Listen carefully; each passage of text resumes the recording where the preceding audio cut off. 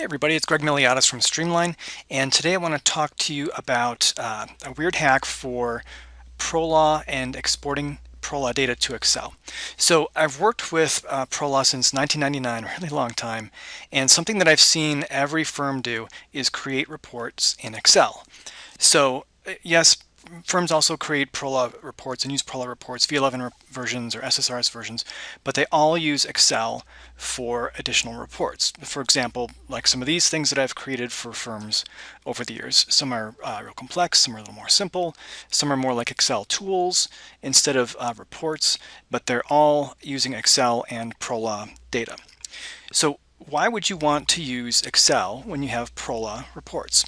Well, because some reports either aren't easy to do or aren't feasible in ProLaw. So one reason why some reports are not feasible within ProLaw is because ProLaw kind of compartmentalizes its data into different modules like transactions or ledger or matters. And if you need to see on the same report data from multiple ProLaw modules, it can be challenging or sometimes impossible within ProLaw, even though the data that you're interested in is actually in the ProLaw database.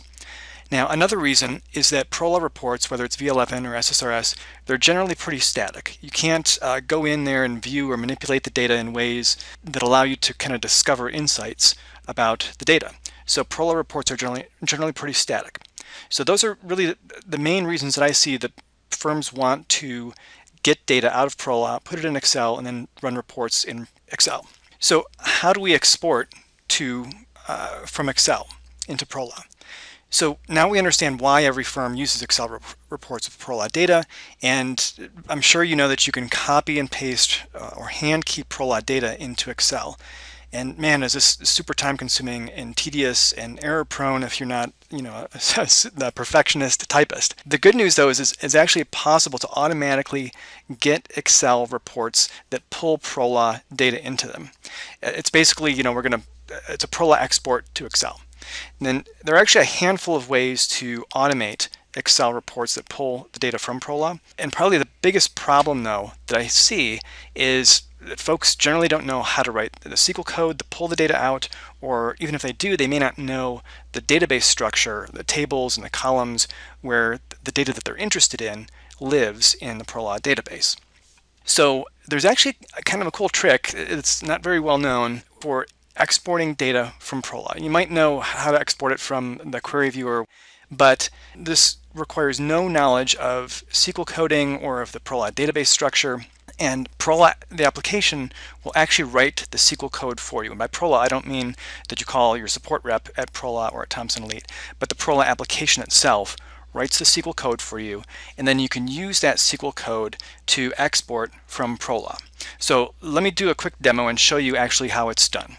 So I'm going to show you how to do this. So we're going to assume that I've already run this query. It's kind of a funky query here with some weird stuff in it. Whatever your query is, it doesn't make any difference. So you run your query, you get some data back, and then here's the cool trick. The first part is you right click somewhere up on the toolbar there, and you click Show SQL. What this does is it gets ProLaw to show you what SQL code was used to generate the results of whatever query you had. And this works both for quick find or for query, whatever it is. So I'm going to now copy the show SQL. I'll get out of here. And then I'm going to go into Excel. I'm going to go onto the data ribbon, click from other sources. I'm going to get external data from another source. And I'm going to choose Microsoft Query, which is an actual tool that Microsoft has. I've already created a data source here and I've named it ProLaw. And this is what allows me to connect directly to the ProLaw database. Again, there's no coding involved. There's a tiny bit of configuration. It takes about 30 seconds to set it up. And so this allows us to connect directly to the ProLaw database from Excel. So I'll click OK. That's my data source. It asks me what tables I want to use. I don't want to use the tables. I want to use the show SQL code. And I'm going to click the SQL button there and then paste in my weird SQL code from Show SQL. I'll click OK. I'll get this error probably that it can't be represented graphically. That's totally fine. I'll click OK. And then it runs, gives me my data back, and then I'm going to pop that into Excel by clicking this Return Data button. It's going to ask me where I want to return it. I'll say OK, cell A1. It's going to get the data and bang, there we go. So super easy, super quick. And if you wanted to refresh that data, you could just click somewhere in the cell and click the refresh button, and query runs in the background, refreshes our data. Pretty nifty. I'll do that with another query, show you again. So here we are in Ledger. I just typed a real quick query. And again, it doesn't matter what your query is, as long as ProLaw can run the query, return some data. Then what you can do is right-click, go to Show SQL, and then copy this whole big giant ugly thing that makes no sense to most people. Go to Excel, Data ribbon, get external data from other sources, Microsoft Query, choose your data source, which is going to be ProLaw, ignore the tables, go to paste your giant SQL code into the SQL pane here, click OK, ignore the error, bang, you've got your data here, and then you can pop it back into Excel by clicking there.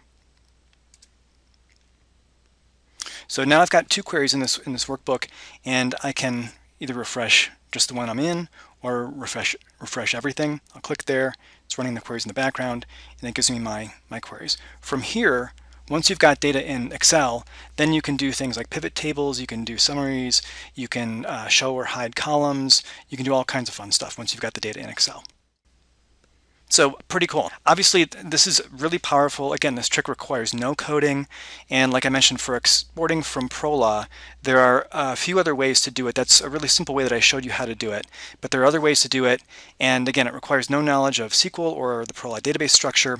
Now, if you wanted to do something more specialized or fancier or more polished, that's totally possible too. It just requires some custom coding, and then you can do things like allow user-entered parameters. Say, for example, if you wanted to allow someone to enter the beginning and the ending date to be used on the report, that's for filtering, or if you wanted to create charts or graphs, things like that.